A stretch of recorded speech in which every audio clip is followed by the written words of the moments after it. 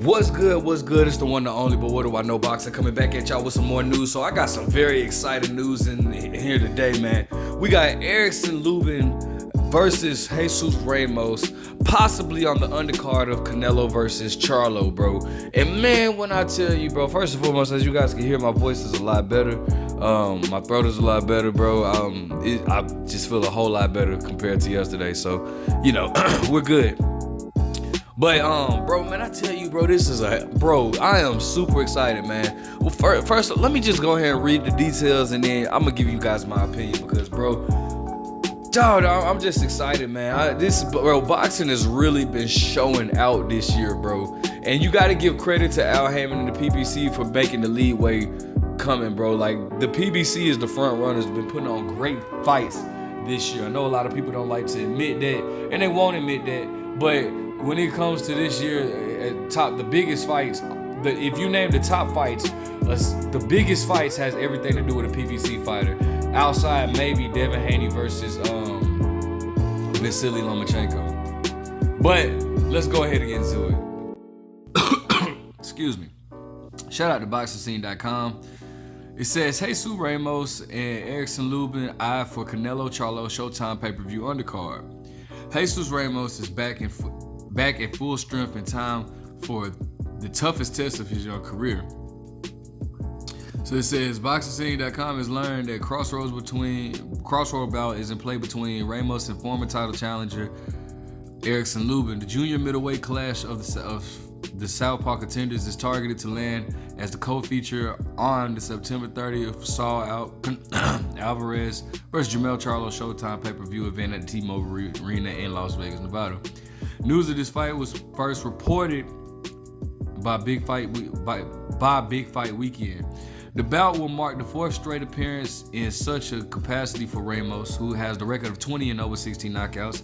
A red hot 22-year-old southpaw from Casa Grande, Arizona. That's like, actually, Casa Grande, Arizona is like 20-30 minutes away from me. He was due to serve in a similar capacity on the July 29th Terrence Crawford versus Errol Spence card, but a hand injury forced him to withdraw his planned clash against Spain's Sergio Garcia. This is a much better fight, though. Ramos, who has the record of 20-0 with 16 knockouts, was last seen in his 8th round demolition of Joey Spencer. Their battle of unbeaten 154-pound on March 25th. The bout was part of the pay-per-view undercard of Benavidez versus Caleb Plant interim super middleweight title fight in Las Vegas, Nevada. Ramos was also prominently featured on Gervonta Tank Davis versus Rolando Romero and Keith Thurman versus Mario Barrios undercard in his 2022 appearances. Lubin punched his way back into the win column in his most recent outing, a 5th round stoppage against Luis Arias on June 24th in Minneapolis. The ring appearance was his first since his 9th round stoppage of then unbeaten Sebastian Fondoras in their hellacious WBC interim title fight in last April at the Virgin Hotels in Las Vegas. The hard fought but punishing defeat to Fondora ended a 6-fight win streak for Orlando's Lubin. He previously came to a shocking first round knockout by Jermell Charlo in their October 2017 WBC junior middleweight title fight. So this is just I'm excited. The winner of Ramos Lubin somehow figures in that mix, whether it's against a return to Charlo, or possibly a matchup between Brian Mendoza or Tim Tszyu.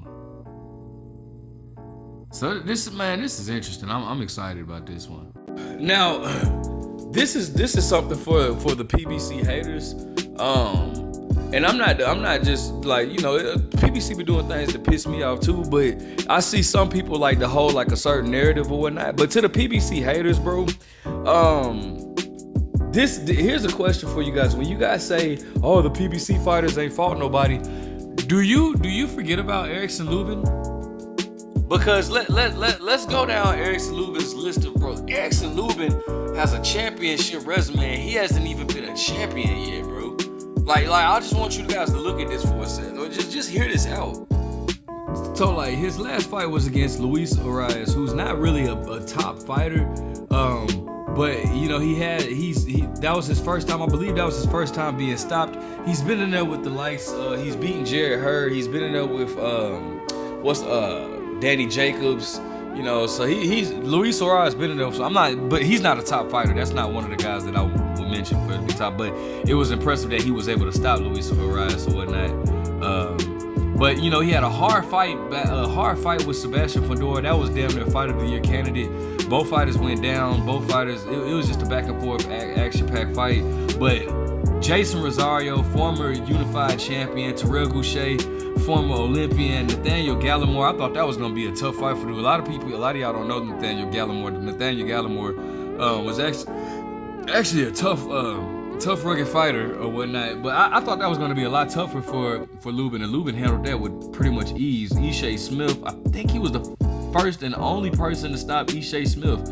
You know, Jorge Cota. These guys are maybe not like A-level fighters, but these guys are definitely top fighters. Well, not so much Jorge Cota. But you know, these guys were top of the division or whatnot. Erickson Lubin, bro, he's really had the hard road, bro. He's had a hard road. You know, he been in there with Jermell Charlo. First one that he suffered his first loss against Jermell Charlo or whatnot. But dude has had a hard road. You know, a very hard road coming up. You know, then you have Jesus Ramos. He's actually from like it's just not too far from where I stay at, as you guys, as I said before. But anyways, he's been in there with the likes of Joey Spencer, who I thought Joey Spencer. I really thought highly of Joey Spencer. I thought Joey Spencer was gonna win that fight. I was just shocked how he was just doing Joey Spencer, bro. It even hurt me to see that. Like, man, I was just like, my goodness, bro. I was so upset to see him beat on Joey Spencer like that. Vladimir Hernandez. Now, Vladimir Hernandez, his name. I want to touch on him for a second because if you look at his record, it doesn't stand out. He has the record of 13-4, right? But Vladimir Hernandez actually been in there and beat like guys. I know two guys for sure that he wasn't even supposed to beat. He's finna fight Lorenzo Simpson. Well, he's definitely finna lose that fight. But regardless, you know, he been in there with Julian J. Rock Williams. I thought Julian J. Rock Williams looked really sharp in that fight, but Vladimir Hernandez, that just proves hard work beats talent every day of the week. Julian Williams kind of gassed out in that fight, but was whooping the heck out of Hernandez or whatnot, but gassed out and, you know, lost. And then he also beat Alfredo Angulo or whatnot, this Vladimir Hernandez. But I don't want to stay on him too much. I was just telling you the guys that he's beating that he wasn't supposed to beat. Brian Mendoza. Now, you guys that have been watching the 154-pound division should know this name because he's definitely made a comeback for himself as he's beaten the likes of Sebastian Fedor, the first person to ever beat Sebastian Fedor. He's beaten Jason Rosario. So two underdog fights he came. So these are the names that Jesus Ramos has beaten or whatnot. So, man, this is a great fight, bro. I'm super excited about this fight now.